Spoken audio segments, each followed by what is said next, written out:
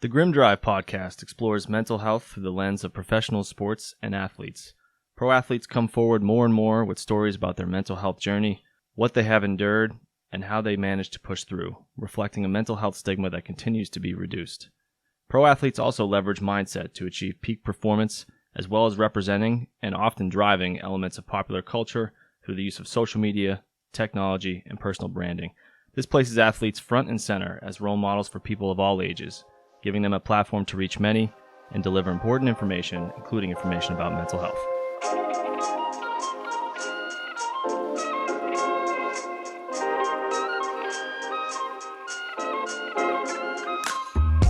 Welcome to the Grim Drive podcast, where we explore mental health through the lens of professional sports and athletes. My name is Jonathan Busfield. I'm here as always with my co-host John Cuna, and today we're going to be discussing gamesmanship in sports. Before we get to that, we got a couple things we want to discuss. We're going to talk a little bit about Nathan Baugh. He is someone who kind of covers the intersection of sports and psychology. He's got a good following on Twitter. We're going to talk about him a little bit and some of the things he put a thread on Twitter that we think is pretty interesting. But before we get to that, we want to start the episode just by talking a little bit about Trevor Moawad. Trevor Moawad is a mental conditioning expert who unfortunately passed away of cancer very recently, I think in the last week, correct? Yeah. So I just wanted to kick that to you, John. I know you know a lot about Trevor Moawad and have spoken about his books and some of the things he's done, his concepts that he's worked on with athletes on this podcast before. So I'll let you kind of start with that. Yeah, it's a big loss to the field. When you talk about like the Mount Rushmore of people who have been influential in the field, he's like front and center. Up there with some of the greatest conditioning coaches that are out there. Gervais is another one. Some of the George Mumford, like the OGs guys, he's right up there, and he's worked with some of the best programs and athletes just across the world, most famously for his work with Russell Wilson and Seattle Seahawks. He's worked with Nick Saban from coach for Alabama.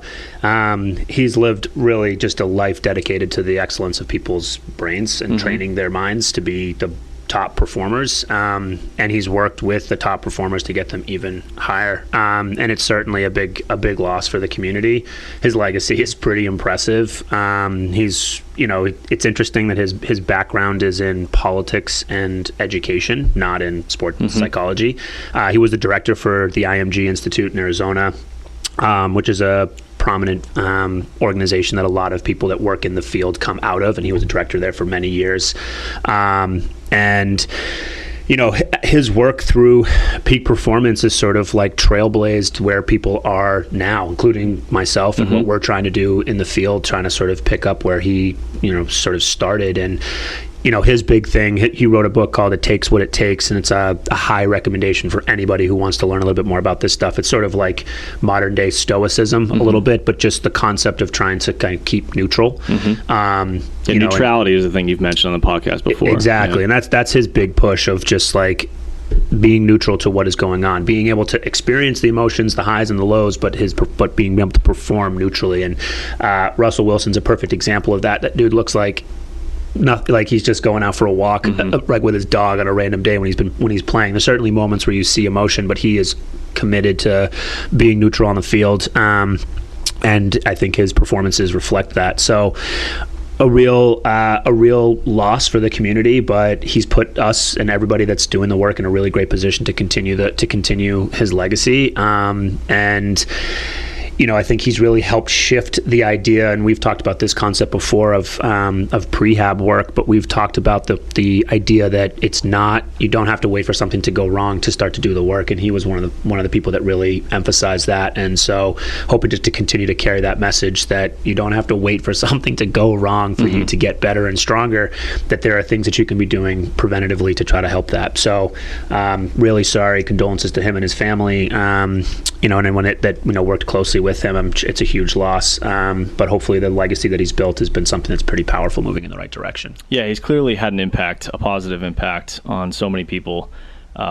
And I think it's, it's tragic when this stuff happens, but to be able to leave a legacy where you help that many people and you leave something behind that other people can still find helpful and can serve as a foundation for other athletes to build off of, or other coaches to build off of.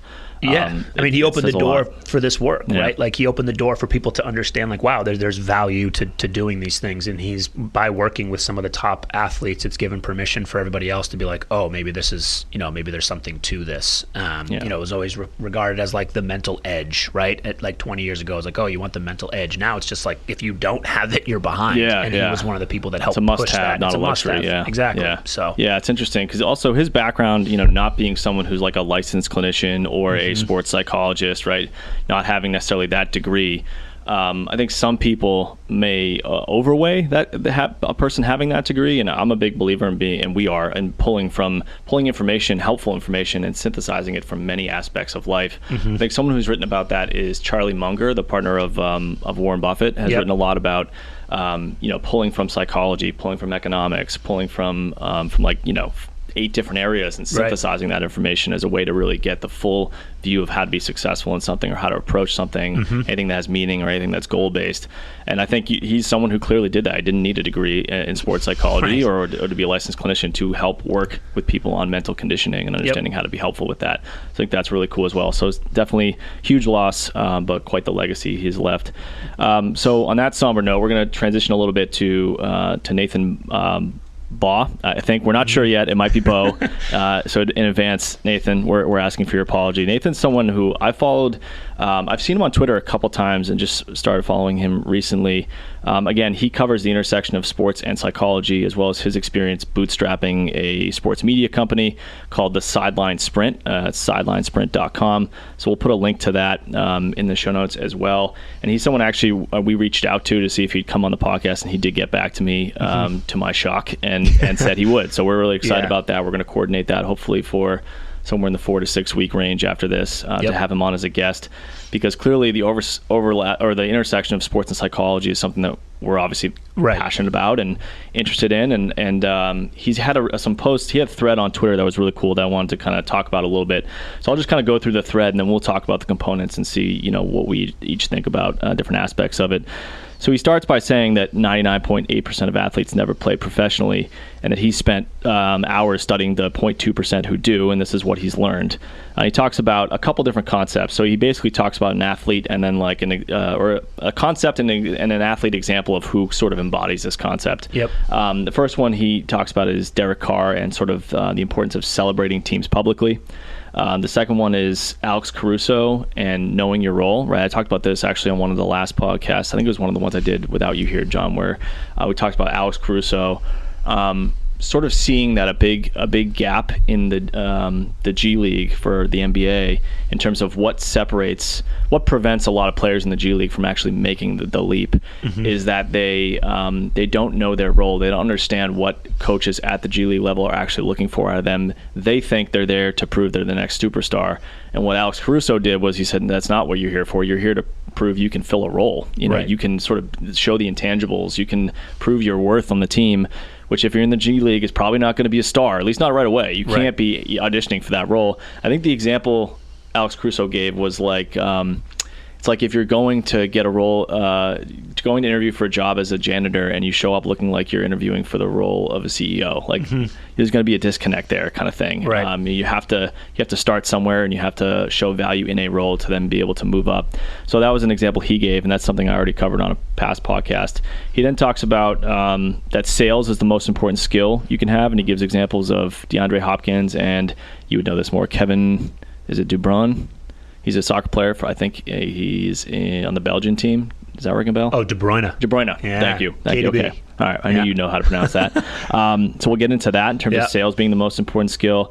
He says a great coach can make a great career, and a bad coach can ruin a career. And to apply that to managers, that is without a doubt the truth in sports and outside of sports, right? If you have a bad manager, bad owner of a company, nothing can ruin your experience or your career track quicker than that. So that's definitely something we might get into. He talks about how what you're doing might not be the most important thing in the world, and recognizing that and reprioritizing if needed is important. He gives the example of Renee Montgomery, who left the sport to be able to do something she thought had more value and maybe tied into her purpose overall. He talks about sorry in advance, Leo Messi. I know you're not fine. A Messi fan. That's fine. But he talks about Lionel Messi in terms of like working hard. Hard work alone not being enough to get you ahead, sort of like a work smarter, not harder kind of thing. And the example he gives is Messi walking 83% of the game, and 17% is really where he makes his money, right? And then there's a couple more examples. He talks about Katie Ledecky, the swimmer, being an example of how fine, quote unquote fine or not bad are enemies of exceptional. And then LeBron James, being an example of taking care of yourself, how he spends $1.5 million annually on his body. So these are all, I love the thread. I thought it really started to capture some key aspects of pro athletes in terms of, mindset, quality of life, balance, approach to life, approach to sports.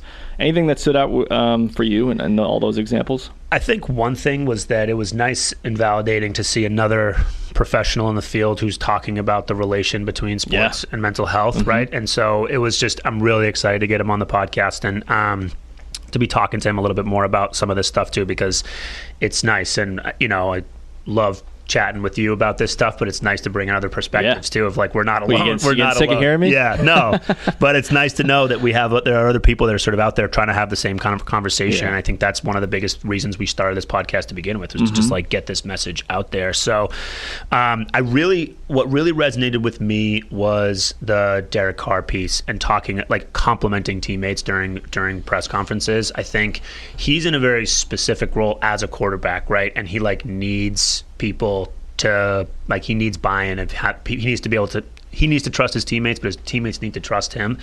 And I think that validation and recognition, especially in athletics, is an important component of that. And I think one thing that's really clear when you're listening to athletes, and maybe this is just me, but I always listen to the I's versus the we's. And it's really interesting when you hear someone talk about their game or the game and they're using I, right, versus using we. And Derek seems like someone who's more of like the we. Like, we accomplished this, we did this, we as a team were able to move forward and do what we needed to do, versus I. Because I think that if you are a teammate listening to a press conference of somebody who is taking the credit for that, and there's any room for resentment, it's going to build and fester. And why that's so important to acknowledge, like, so-and-so did a great job today, or so-and-so really worked up and stepped up, made my job easier. It just exudes and brings in a little bit more confidence and trust into the team. It helped sort of cultivate that. And I think that that's super important. So that was probably the biggest thing that stepped up for me. No, I actually enjoyed the Lionel Messi piece, because it was just like, it's shone a light on the fact that the dude just doesn't work.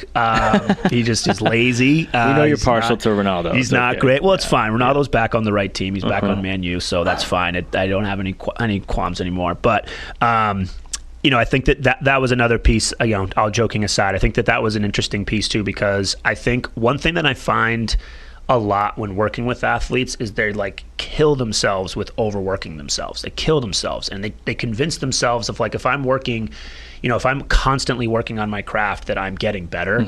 And the unfortunate piece is that's not always the case. If you're just destroying yourself by overworking yourself, you're actually depleting, and you really need to focus on, yes, working hard is a major component, but working efficiently and smart is also. And I think that especially with younger athletes, they trick themselves into thinking that, like, if I'm just always busy doing something, I'm getting better. And that's just not really the busy case. Is not the same as productive. No, exactly. And that's a concept that I find is really lost. So that was another piece that kind of got that drew me and that I was interested in. Yeah, no, it's definitely interesting. The Derek Carr piece, it's about, when you have a chance, not only is it important to recognize the team instead of, we instead of I. It does make me think of the Kobe quote. You ever heard the Kobe quote? Right? There's no I in team, but there is a me in that. There is a me. Yeah. It makes me think of that as a tangent. But, it's important to recognize the team instead of yourself. And then when you have the limelight in terms of they're asking questions about you, if you take that opportunity to not make it about you and make it about one other person that you can shine a light on, that can make all the difference in the world. Especially like Zay Jones is the teammate that he recognized. And he's clearly someone who's lower on the depth chart when it comes to wide receiver core on the Raiders, but clearly works his ass off and is putting in the extra time. And sometimes all it takes is that little bit for either the coaches to hear it and be like, maybe we need to give this guy more of a shot if the QB is kind of recognizing that, or it sort of validates the person who's putting in the work to keep going. And that might be the difference where next game they really like make that leap or that kind of thing. So I agree with you. The DeAndre Hopkins example, in terms of, I think he was giving examples of two guys that had Kevin De Bruyne, right, who have represented themselves. So that, to me, that's a little bit more about negotiation, right? If you know how to negotiate, I think it's more important. Maybe even do your own research and then learn about financial aspects, and then learn how to advocate and negotiate for yourself. Maybe there's a sales piece to that, but I think we're kind of, it's semantics. I think sales is definitely the most important skill. So even if it's not in a negotiation where you're negotiating your own contract, you have to be able to sell yourself consistently, right? Maybe that's in the room negotiating your contract. I think it's more of a general sense that he's speaking to, right? Yeah. If you're not selling yourself, then who is? And you have to be able to do that. I think a lot of people are either hesitant to do that or not good at it, and I think he speaks to that and the importance of understanding sales. I think sales and the ability to sell comes into play in a lot of different areas, and it's not a dirty word. I think it's something where you have to be able to do it. Yeah, I agree. I think that a lot of people are uncomfortable by the concept of, I know I was, when my first job out of college was working in sales, selling life and health insurance, and it was super uncomfortable. Yeah. So, talking to, essentially I was a telemarketer at that age, trying to shove policies down people's throats, and it was super uncomfortable, right? It's like I'm imposing on them, I'm a burden on them, I'm all these different things, right? But sales, like you said, is not just about selling a product. A lot of it is learning how to sell yourself, and that takes an enormous amount of self-awareness and confidence to be able to do that. And I think that that's a big piece that misses, especially in that realm of sales, that people just I don't feel comfortable doing it. And what they're really saying is that I don't really feel comfortable with myself. Yeah, exactly. And so I always kind of look for those things. Or confident in myself. Right, yeah, exactly. Yeah. Confident in myself to be able to even sell myself to this. Yeah. I'm not worth it, or I'm not good enough, right? Those real deep insecurities start to come out in some of that stuff. Absolutely, yeah. So we encourage everyone to follow him on Twitter. It's at NathanBaugh27, so it's at Nathan BAUGH27 on Twitter, and then check out his website, sidelinesprint.com. I believe it's a newsletter where some of the content that he creates kind of gets sent out to you by email. So we're going to switch gears to the main topic for today. It's going to for this episode, it's going to be gamesmanship in sports. So we kind of got delayed on this just because we were pushed back a little bit with our recording of these podcasts. But there was an Olympic marathon runner who knocked over the water cups. As he literally was second in line to get water, and there was a line of about eight runners, and it's intense competition. It's the Olympics, right? And he's going to the water table, and he just swipes the first 29 cups, and then takes the 30th and just swigs it, and then ditches the cup. And it made me crack up, not in an actual laughter way, but in a what on this guy, what the hell is that? What are you doing? Yeah, exactly. So I've since read that he is defending himself. Did you see this? No. Okay, yeah, he claims that the cups were slippery. So clearly the guy is doubling down. Yeah. And it makes me think of a famous quote from George Costanza, where it's not a lie if you believe it, Johnny. Okay, so as long as he believes that the cups were slippery, I guess it's fine. But no, but gamesmanship in sports. I know you were an All-American track athlete. I want to kick it to you. In the track world specifically, what are the examples of gamesmanship, and how do you find that fine line between gamesmanship and cheating or going over the line? Yeah, so when it comes to sprints, I was a sprinter, so anywhere from 55 all the way up to 400, and the 400 was my event, and it's hard to. In the 400 indoors, it's a little bit easier to find a little bit of gamesmanship and things like that, and definitely some cheating, because there is a part of the race where you sort of merge. So you start on what's called a barrel or a stagger. So each individual racer is a little bit further ahead on the individual lanes, and then there's a point after 200 meters where everyone kind of comes together. And there are people did have reputations in the league or across the country that you kind of were okay, he's going to try to, give me a flat tire or step on the back of my heel, or the big one that a lot of people do is posturing, where they'll sort of throw their elbows out to the side. That happens a little bit more with distance runners, specifically in the 800, where you have to jockey for position, right? And so it's like you said, it's this fine line between, you got to assert yourself in those races, because if you're just timid, you're going to get boxed out, right? So you have to do that. But then there's also a little bit too much, or there's been a lot of I'm going to get you in the ribs and take the wind out of you in the beginning, and then I'm going to go forward, or I'm going to cut you off and step on you, and spike you. So with track shoes, you have those metal spikes on the bottom of them, and you can run them up back someone's calf and do some pretty significant damage. And there's been definitely cases of that. It is interesting that when that happens, And sometimes it's totally unexpected, and sometimes you're like, yeah, that's so-and-so, and I'm not going to name any names here because it's been some time, and I can let things go. But the North remembers. Yes, the North remembers. But I certainly remember the names of the people that I was like, I got to be a little bit more prepared for this race because they might start some stuff. Yeah. And then the other one was in hurdles, too. If you're going up against somebody who hurdles with an opposite leg, the lead arm can kind of like comes out in front and then wraps around to the side. And there's been some situations where certain athletes will take advantage of how far that arm comes out to the side. And because you're sort of next to each other in the lanes, you can really disrupt. You can move someone's hurdle. Even a centimeter or a half an inch can make a big difference for someone trying to clear that. Or you can literally, there was a race that I was in. This is going on a big tangent here, but I guess I'm just going to share it. There was a race that it was like technically a fist fight, but it was only about 15 seconds long because we were essentially just punching each other while we were going over the hurdles. It was against our rival in high school. Yeah, okay. This was our rivals at Reading, and this really, really talented runner, Michaelman, who was my rival for like 3 years of high school. He's a year ahead of me, but he was my rival, really talented, went off to Northeastern and was really successful there in track.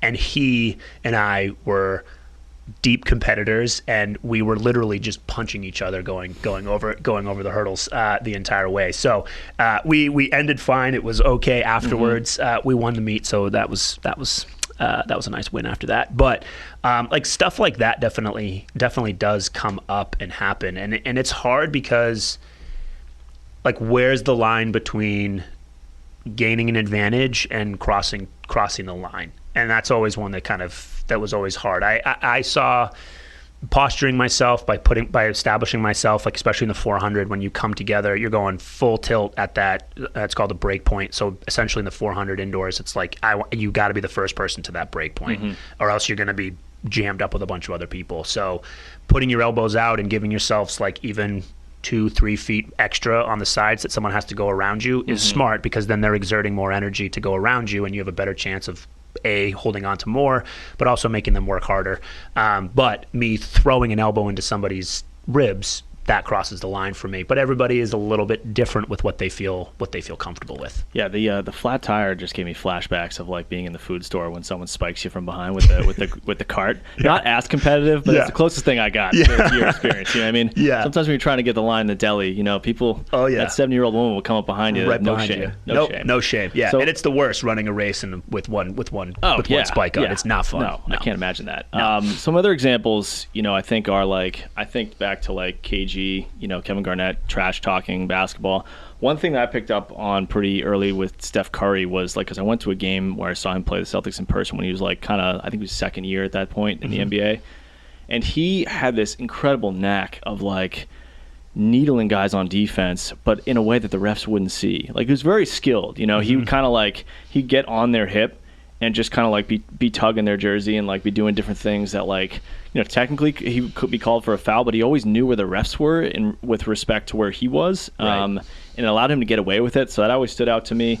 I think Chris Paul and Trae Young are guys in the NBA who do this kind of thing on offense typically, where they know where the defender is at all times, and they use their body position and intentionally kind of stop, start, and jump in different directions to create contact. Yep. Which to me has gone over. Like, I think using your body to create contact is an important part of basketball, but what they do ruins the sport. I think that the league is actually like changing that around. We've talked about this, right? Yeah. Jumping into somebody and shooting the ball is a little bit it's not a natural act, I think is what they're saying, right? Yeah. So they're going to change that, thankfully. Pitchers using substances on baseballs, I think that's something that the league has cracked down on, which would be considered kind of gamesmanship, might be cheating. Again, there's a very fine line between some of these things. The only other things I could think of were like football players moving the ball slightly after they get tackled to impact the ref's placement of where the spot is. And then soccer players flopping. I mean, I think I've shifted on this one because for a long time I was like, I cannot watch this sport because the diva crap just like made it impossible for me to watch all the way through. But then I heard a few guys talk about it, like pro soccer players be like, as a fan, you can't see the impact of getting spiked even a little bit on your foot and what that does and how painful it is and things like that. And the refs often can't see it. And if you don't embellish, you're never going to get any calls, and it really does impact the game. So I think when I heard them explain that, it kind of made me think differently a little bit about it. For sure. But what do you think? Yeah, soccer and flopping is like the big one, especially in the States. It's like I can't watch it because of the flopping. That's like always like the number one reason that people can't watch it. And it's not necessarily a high scoring game. So unless you have like an appreciation for the game and like, wow, that was an insane pass or an insane move or whatever, it can be a hard game to watch. And I've heard the same thing when you listen to, I think there's especially in, I guess in all sports, but with soccer, like there's a real difference between being a player and being a fan, for obviously for other reasons as well. But I've heard players talk about this too, of like, if they don't emphasize the foul, they won't get the call, even if it was present, right? So they'll get absolutely ankle chopped and someone will take them down. It'll be like a hard challenge, but probably cross the line, and if they don't go down, they won't get the call. And having set plays, especially when you're in the attacking third, is really important. And set plays is a big, from probability standpoint, most teams have a higher probability of scoring goals on set plays within the attacking third, right? So if you're a player, that makes sense. If you're a fan watching the game, it's annoying. And the other one that comes up, especially in soccer, is like time wasting. So there's stoppage time in soccer, right? So they don't stop the clock for injuries or if the ball goes out, and they sort of like an arbitrary number that the ref adds at the end of the game. And you'll see this all the time. Like if you're winning, you'll see substitutions at the end of the game where they'll be limping off the field at like snail pace because they're just wasting time. And as a fan, you're like, dude, I want to watch the sport. Particularly if your team's losing. Yeah, especially if your team's losing. You're like, dude, hurry up.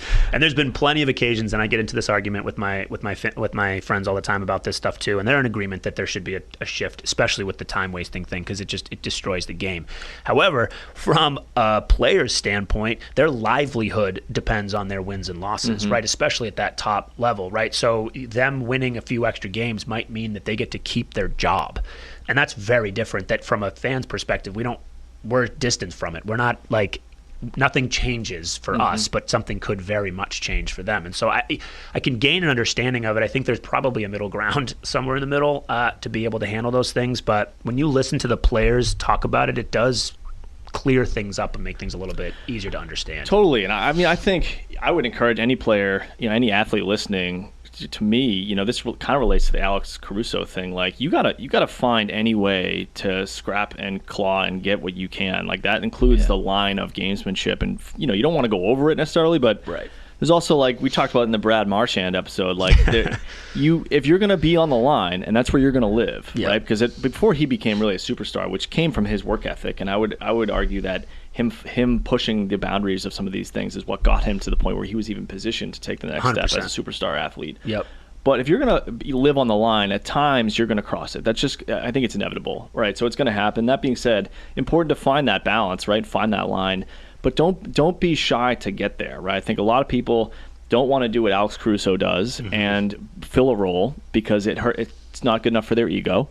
And a lot of people are too afraid to find the line of gamesmanship and do what's necessary to win and get to the next level. I think this even relates to, when it comes to the Alex Caruso thing, I think, in my opinion, it kind of relates to a couple other things we've talked about in the past, but I think we'll maybe save that for a different episode. But I think overall, I mean, I love the Alex Caruso thing because it speaks to, like, I feel for some of the athletes, the NBA players who are in the G League, because think about what it takes to get that far, right? I think a lot of people don't. I think who spoke about this recently was Brian Scalabrine. Oh, yeah. Former NBA player, played on the Celtics. He talked about how, like, a lot of people, like, smack talk him on Twitter and on social media, like, I could take you in one-on-one, all this stuff. And he just he'll like, actually do it sometimes. And he'll just destroy people. The dude's been retired for like 8 years. He's overweight and out of shape now, I mean, for the most part, right? He's still a former NBA athlete. And he just destroys people. Some guys who are like in their mid-20s and are pretty good athletes. And it makes you realize, like, fans don't get the huge gap between even the horrible NBA players, the ones that don't even make it, maybe they don't get out of the G League. The gap between those people and everyone else, even like good high school basketball players, is enormous, right? And I think that is one thing that would help for fans to understand that. But it would also help to recognize that the G League players, that I think why they struggle is that, think about psychologically, to get to the G League, you have to be one of the best players in the world for your entire life. So think about being like the best player in your state, probably, town, state, from age 12, age 10 to age 24. That's 14 years you've been told that you're, greater than God for the most part, right? And then all of a sudden you're supposed to, like, recognize that you need to adapt to, like, an Alex Caruso role and just fill. And that has to be a huge psychological shift for people to be able to accept that and like let go of them thinking they're the MVP of the world in basketball and fill a role in order to get back to maybe being that MVP at some point. What do you think about that? Yeah, I mean, it's when you get fed something like that your whole life, like you're the greatest, you're awesome, you're the best, you're always in that position, and then you're not. Of course, it's going to be a huge hindrance for them to continue working, and it's like you start to spiral into like, well, am I not the best? Why was I told this? Like, you start to come up against competition that's people that are better than you, and that doesn't feel comfortable. And I think, to your point too, I think it's a big shot to the ego, and like, oh shit, what does this mean for myself, right? Like, oh gosh, and you just spiral into that like self-doubt and questioning your own like identity essentially of who am I? And your role shifts from like being the guy, right, to not, right? Like, no, we need you to be the sixth man off the bench, or we need you to come in here and play 5-10 minutes of like hard defense, and you're like, well, no, I want to be like, I want to be like Ray Allen. I want to be shooting threes all day, or Scal. Corner for the corner was three. Money from that corner spot. three, man. I can't miss. But I think that's a big piece. And I think in pro athletics now, you're seeing it a lot more where like even in pro sports, there's only of the people who make it, which is like that 0.2%, there's only even smaller percentage of like the guys that get recognized within the league and get like the endorsements or get the extra money that comes with that type of stuff. And so then all of a sudden you have this idea of who I'm going to be, and I'm going to make all this money, and I'm going to be this big impact, and all of a sudden now you're being met with like, no, you're not. And that's a big shift to try to get on board with. And I think a lot of people struggle with that because it feels like a step backwards when really it's like, no, this is a step forward of where you want to go. But I think it's hard to conceptualize that. Totally. And there's some guy, it's interesting. We should do a deep dive more into some players that are able to transcend that and push through it, because I find it fascinating of who's able to do that and why, that kind of thing. Like I think even like a Malcolm Butler or a J.C. Jackson, I think they were both like undrafted guys. Malcolm Butler used to play for the Patriots. J.C. Jackson does now. I think they were both undrafted, but to be undrafted, to get signed as a practice squad guy, to not let that get you down, to have to push through and try to show value and scrape and claw and get what you can, and then eventually get a shot and actually capitalize. It's unbelievable when some people are able to do that, because it takes a lot of will and mental toughness and just consistency and not giving up. So fascinating. Maybe we'll get into that some other time. So we're going to wrap up for today. As always, try to put all the helpful info and links we described in the show notes and on our website at grimdrive.com. I thank everyone for listening to this episode of the Grim Drive podcast for our discussion about gamesmanship. We'll be back next week to talk about Ben Simmons.